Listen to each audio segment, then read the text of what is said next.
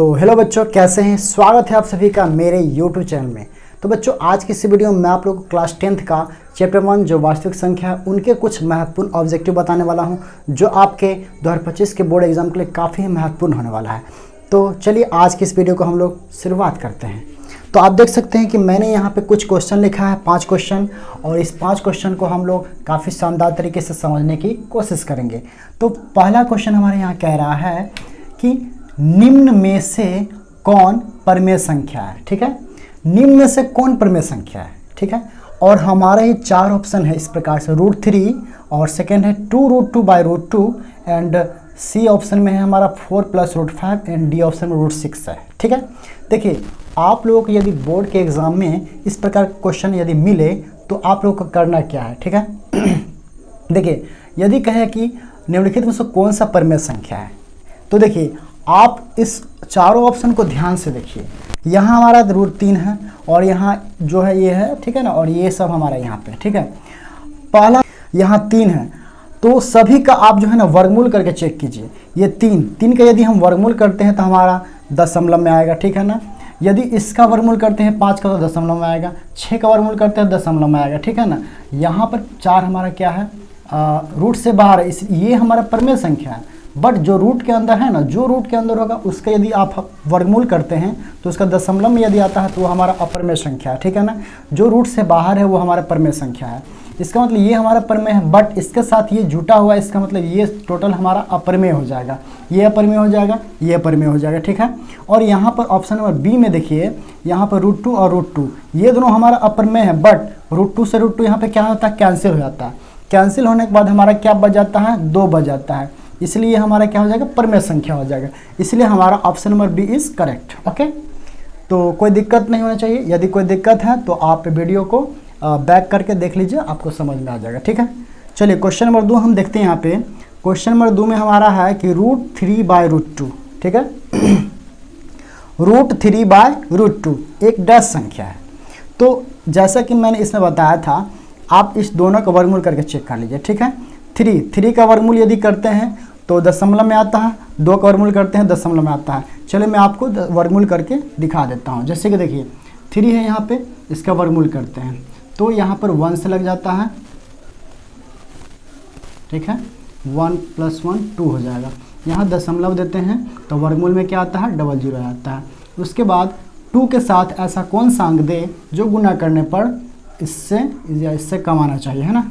तो यहाँ पर हम दे देते हैं, चलिए यहाँ पर हम देते हैं 3। चलिए 3 देते हैं तो कितना आता है, बहुत कम है।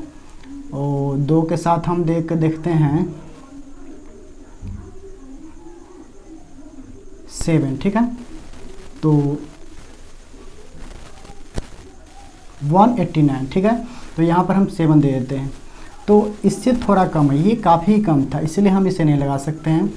तो कुछ ज़्यादा ही आप लगा कर देखिए जो उससे थोड़ा कम आना चाहिए। तो 189।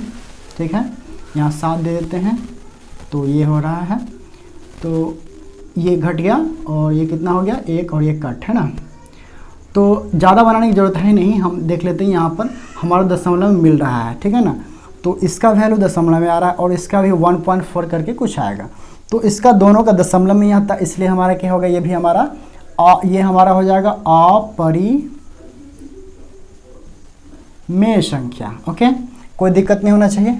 चलिए अगला क्वेश्चन हमारा है √2 एक डैश संख्या है। ठीक है, तो उसी प्रकार से आप इसको चेक कर लीजिए। 2 का वर्गमूल करते हैं तो 1.414 इस प्रकार से आएगा, इसलिए भी हमारा क्या हो जाएगा, अपरिमेय संख्या,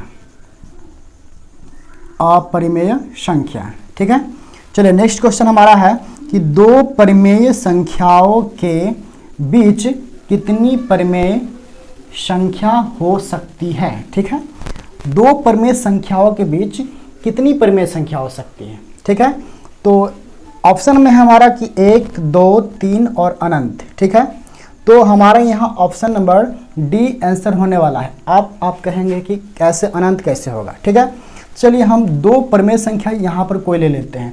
ठीक है, चलिए एक ले लेते हैं हम 1/4 प्लस एक ले लेते हैं 1/3। ठीक है, ये हमारा 2 क्या है, परिमेय संख्या है। अब हम चेक करते हैं कि इन दोनों के बीच में कितनी परिमेय संख्या होती है। तो कितनी परिमेय संख्या होती है उसे निकालने का एक सूत्र होता है, उस ट्रिक के माध्यम से हम करते हैं। चलिए 1/4 प्लस 1/3 इस दोनों को ऐड कर देना है और बट्टे में क्या करना है 2 कर देना है। ठीक है, यदि इसको आप बनाते हैं आगे तो इसका एलसीएम लीजिए, 4 3 का एलसीएम हो जाएगा 12, तो 3 एकम 3 4 एकम 4 बट्टे 2। ठीक है, उसके बाद 4 3 7 बट्टे 12 और बट्टे में क्या है 2 है, बट्टे में 1 कर देंगे इसका, तो इसको हम पलटा देंगे 1/2। ठीक है, तो कितना आ जाएगा 7/24। तो इन दोनों परिमेय संख्याओं के बीच हम एक परिमेय संख्या निकालिए 7/24। ठीक है, इसी प्रकार से यदि अगला परिमेय संख्या निकालना चाहते हैं तो जितना आया है 7/24 इतना में आप अगला संख्या को जोड़ दीजिए, है ना। जो 2 परिमेय संख्या हमारा था उनमें से जितना एक परिमेय संख्या है उसको प्लस में जो 2 परिमेय संख्या तो उनमें से किसी एक को भी ले सकते हैं, इसको लीजिए या तो इसको लीजिए, तो मैंने इसको ले लिया है 1/3। फिर सेम उसी प्रकार से फिर इसके नीचे 2 दे देंगे, है ना, और फिर सेम कंडीशन सेम इसी प्रकार से हम आगे उसको बनाएंगे। यदि इस प्रकार से बनाते हैं तो हम बनाते जाएंगे तो काफ़ी सारे परिमेय संख्या आ जाएंगे, इसीलिए वो क्या है अनंत, इसकी कोई गिनती नहीं है, काफ़ी सारे परिमेय संख्या आ सकते हैं इससे। ठीक है ना, तो option number D is correct answer. Okay, चलिए नेक्स्ट क्वेश्चन है हमारा 5।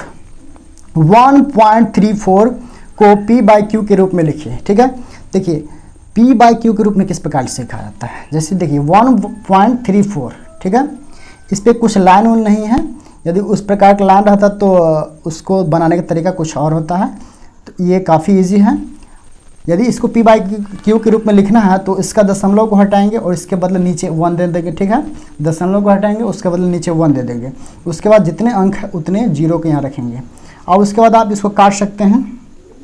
134 को यदि 2 से काटते हैं तो कितना आता है, 2 छक 12 1 4 2 7 14, तो यहाँ आ जाता है हमारा 67 और ये 50 आ जाएगा। ठीक है, तो यहाँ हमारा हो जाएगा 67/50, ये हमारा हो जाएगा आंसर।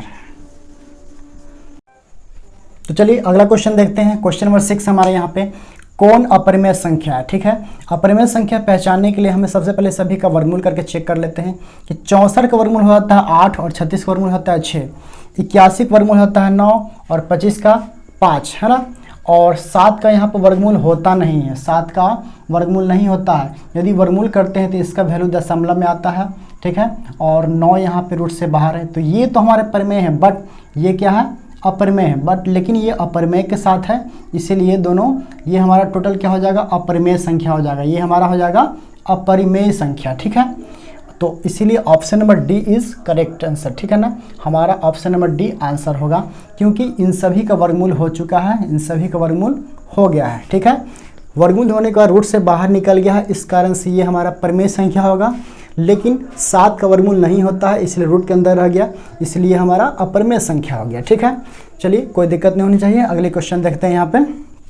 तो क्वेश्चन नंबर 7 है हमारा कि पाई एक डैश संख्या है। ठीक है, पाई हमारा अपरिमेय संख्या होता है, इसमें कोई दिक्कत नहीं होनी चाहिए, इसको आप याद रखिए कि पाई हमारा क्या होता है अपरिमेय संख्या होता है। ठीक है, चलिए क्वेश्चन नंबर 7 के बाद अब क्वेश्चन नंबर 8 में हमारा यहाँ पे है कि 3 + √3 × 3 - √3 एक डैश संख्या है। ठीक है, आपको इस क्वेश्चन को ध्यान से देखना होगा तभी आप समझ पाएंगे। ठीक है, आप यहाँ देख सकते हैं कि दोनों तरफ हमारा क्या है यहाँ पे सेम है। ठीक है, यदि इस प्रकार का क्वेश्चन आपको देखने को मिले तो आप इसमें चेक कीजिए कि दोनों तरफ हमारा क्या है सेम है, बट एक चीज़ से डिफरेंस है, इस साइड प्लस है और इस साइड माइनस है। ठीक है, यदि इस प्रकार का आपको देखने को मिलता है तो आप इसे कह सकते हैं कि a + b × a - b के फॉर्मूला पे है। ठीक है, तो यदि ये a + b × a - b का फॉर्मूला पे है तो इसका जो फॉर्मूला होता है a²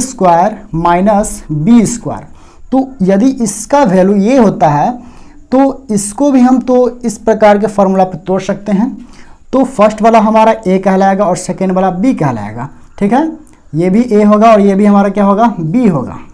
ठीक है, तो यदि a + b × a - b = a² - b² हुआ तो इन दोनों के इक्वल में भी यहाँ पे ए स्क्वायर माइनस बी स्क्वायर होगा, बट उसके जहाँ पर इसका जो ए का वैल्यू होगा और इसका जो बी का वैल्यू होगा उसको पुट करने के बाद हमारा आंसर पता चलेगा। उससे हम निर्धारित कर सकते हैं कि हमारा परिमेय संख्या है या तो अपरिमेय संख्या है। ठीक है, तो चलिए, तो यहाँ पर ए के जगह पर हम यहाँ पे 3 दे सकते हैं, 3 का स्क्वायर, और इस बी के जगह पर क्या दे सकते हैं, √3 का स्क्वायर। ठीक है, तो यदि इसको सॉल्व करते हैं तो 3 का स्क्वायर आता है हमारा 9 और √3 का स्क्वायर क्या आता है 3, तो इसको सब्ट्रैक्ट करने के बाद हमारा 6 आता है। तो आप देख सकते हैं कि यहाँ पे 6 आ गया जो विदाउट रूट है।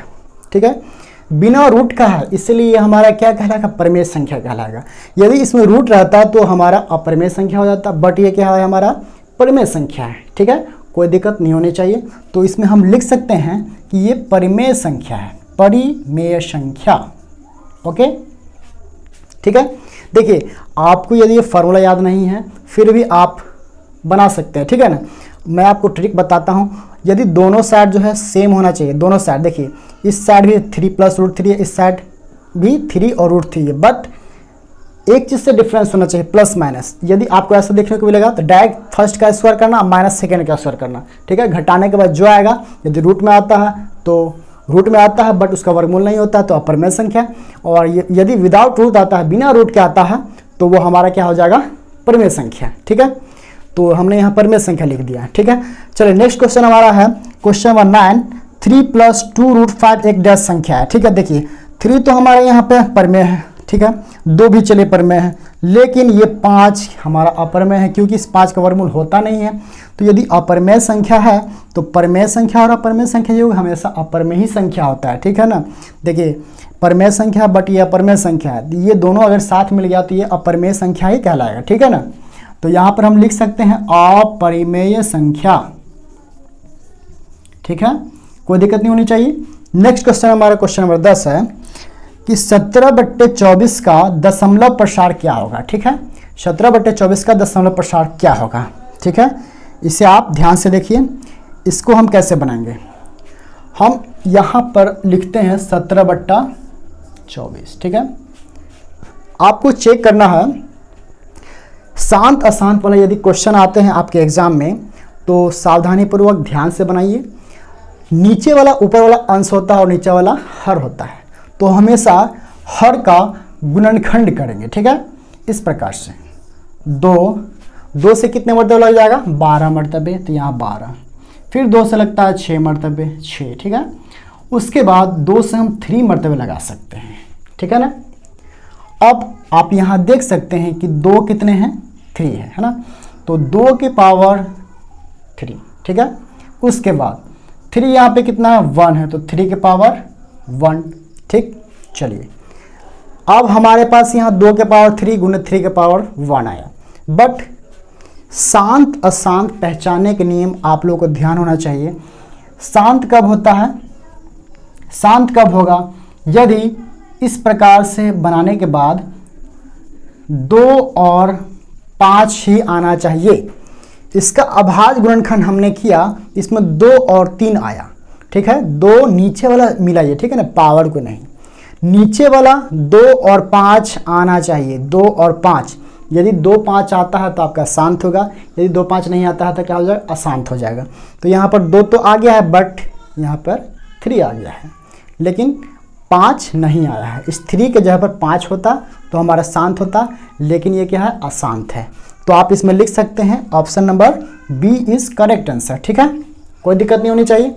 चलिए सपोज दैट, मान लीजिए इसका हमने अभाज्य गुणनखंड किया तो 2 के पावर 3 आया। ठीक है, और 2 के पावर 3 आया। ठीक है, लेकिन 5 नहीं आया, तो आप 5 अलग से लिख सकते हैं अपना मन से, लेकिन उसके पावर में 0 कर देंगे। ठीक है ना, 0 करने के बाद इस 2 के पावर 3 को जो है ना कोई दिक्कत नहीं होगा, क्योंकि 5 के पावर 0 का वैल्यू 1 होता है। ठीक है, तो उतना को उतना ही रह जाएगा, बस 5 के पावर 0 लगा के हम जो है इसको शांत बना सकते हैं। ठीक है, कोई दिक्कत नहीं होनी चाहिए। तो ये हमारा अशांत है। तो बच्चों आज का यह वीडियो कैसा लगा आप लोगों को कमेंट के माध्यम से मुझे ज़रूर बताइएगा। इसी प्रकार का महत्वपूर्ण ऑब्जेक्टिव क्वेश्चन पाने के लिए आप हमारे चैनल से जुड़ जाइए और काफ़ी शानदार क्वेश्चन आप लोगों को इसी प्रकार से मिलते रहेंगे। तो चलिए बच्चों, मिलते हैं अगले वीडियो में, तब तक के लिए बाय बच्चों।